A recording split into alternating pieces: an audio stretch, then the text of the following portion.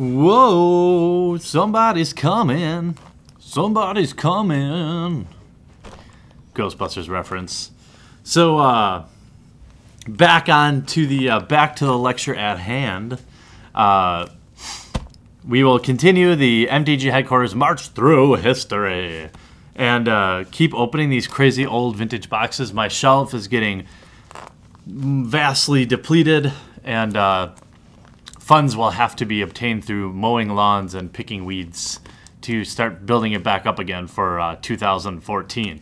But for 2013, we're locked and loaded, and today, just like always, we're going to start with part 1 of 3 of the Mercadian Masques booster box.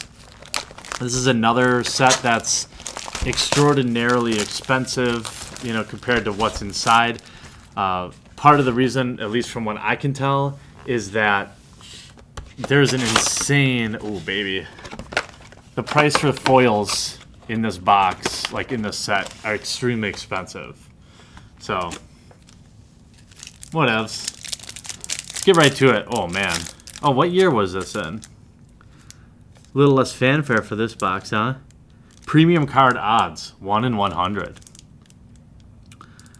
What is this, 1999, 1998? Definitely the old looking cards. We'll go right to the uncommons and the rares. You guys know the drill. I'll try to just kind of go through them though.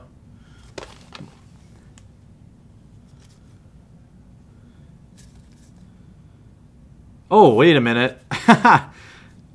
Yeah, it starts with uncommons and it goes right to rare. I didn't even realize that. Old school. We have a High Seas, a Squallmonger, Toymaker, and a Silent Assassin.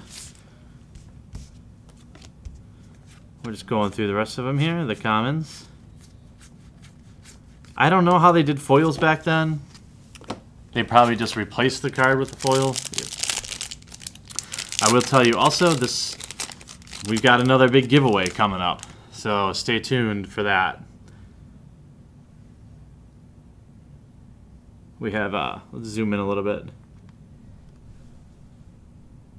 Chambered Nautilus, Afterlife, Cinder Elemental, an Extravagant Spirit.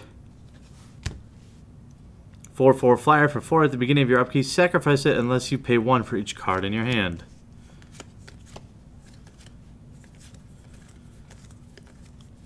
You guys watching this on full screen? Pack number 3. Gonna have my new playmats in any day now. They ship today. Falling Ogre, Ballista Squad, Magistrate's Veto, and a Caller of the Hunt. 3-drop for Star. As you play Caller of the Hunt, choose a creature type. Caller of the Hunt's power and toughness are equal to the number of creatures in play of that chosen type. Okay. I love these old art, you know. Old art cards, you know. Oh, la-da-dee, la-da-da. Look at that way the pack's just like... I'm going to have to remember that if I get like an alpha, or I'm trying to make a bid on like... Okay, Credit Voucher, Rock Badger, Strong Arm Thug, and rares an Ivory Mask. You can't be the target of spells or abilities. Seems good. And every time I see those lands, I think they're a dual land. Somebody won like some sort of contest or a tournament where they got 1 pack of every kind. They're trying to sell it, and they're being kind of shady about it, like, oh, make me an offer. And I'm like, well, tell me how much you want. And they're like, oh, make me an offer.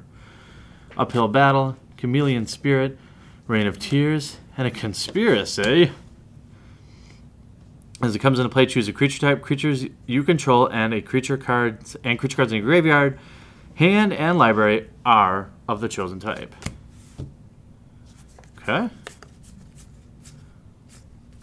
I hope I wasn't completely wrong about the whole foils thing, and we haven't seen a single foil yet. I think that's just the way it is back then, though. They weren't as common, which is why they're more expensive, right? Wouldn't that make sense? Sazbrazen Breaker. Magistrate Scepter is a rare. Pay 4 and tap, charge, put a charge counter on it, tap, remove 3 charge counters from Magistrate's Scepter, take another turn after this one. Yikes. That started out as looking boring, and then all of a sudden it seems like a pretty insano-flex card. 6 packs in, no foils, but definitely some cool cards. I just was not playing during this. I know there's some very expensive cards, like Dissipate I think is one, and I looked them up a little bit. Armistice, 3-drop enchantment. It's like an enchantment block like we're going into now with Theros. Pay 5, draw a card, and target opponent gains 3 life. Interesting. Assume that's some sort of combination. You know, or is part of something. We all want to be part of something.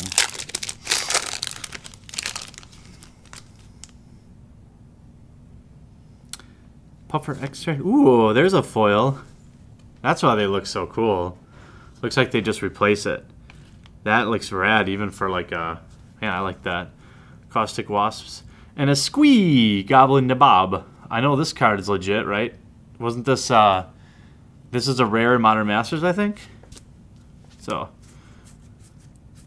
It's gotta be a legit card, right? An original Squee! 3, 4, 5, 6, 7, 8. We have 4 packs to go. 1, a 2, a 3, a 4. And then we will move on to part 2. Look at this cool, like, Star Wars art. Looks like Yoda's. Looks like a total Yoda ripoff, doesn't it? You must play magic, you must. Wait, I said that wrong. Alright. I think I had the sound right, though, right? Snake Pit, Primeval Shambler, Indentured Djinn, and a Lithophage. 7. A 7/7 for 5. At the beginning of your upkeep, sacrifice it unless you sacrifice a mountain. Okay. I remember that sort of mechanic back when I was a kid. I was actually excited to open this box because it was one of the very first ones I bought that somebody's like, or that was like in my price range. Hammer Mage, Energy Flux, Sustenance, and a Foster. Whenever a creature you control is put into your graveyard, you may pay 1. If you do, reveal cards from the top of your library until you reveal a creature card. Put that card into your hand and the rest in the graveyard. Ooh, a foil Meowton. That's pretty tight. Yeah, early on when I decided I wanted to kind of open up these old crazy boxes as kind of like a niche for me. It was one of the first ones I bought because it was like one of the first ones that were like really expensive, but I could still afford it. Regular, Goring an Enemy. Sand Squid. 2/2 Island Walk for 4. Tap target creature. That creature is not untapped during his controller's up-tap step, as long as Squid remains tapped. Ooh, Squiddy. I feel like I've seen this art before on like Hunt the Week. Doesn't that kind of look like it? I don't know. Maybe it does, maybe it doesn't, but if it does, that means I'm coming along. Last pack. So before I go to the rare, please, if you're new to the channel, make sure you take a second just to subscribe. It's obviously free, and then you get a little update whenever I upload one of these little beauties. If you're you know, if you enjoyed this video, make sure you crush the thumbs up button. And if you want to chat about anything, if you're playing during Mercadian Masques, or you want to talk about my beard or whatever, use the comment section down below or the website at mtgheadquarters.com. There we go. And Charisma, 3 blue. Whenever an enchanted creature deals damage to a creature, you control that creature as long as Charisma is in play. Okay. That's no joke. Alright, well, that is part 1 of the Mercadian Masques. No crazy foil rares, but definitely some sweet rares. And we still got 2/3 to go. So make sure you subscribe and you get notified when part 2 comes up. I really hope you enjoyed this video. Check out some of our most popular playlists, everything from MTG vlogs, gameplay video, new product breaks, and some insane vintage openings. And if you haven't yet, here's your opportunity to crush that subscribe button to join the fastest growing Magic the Gathering channel on YouTube. Thanks again, and we'll see you real soon.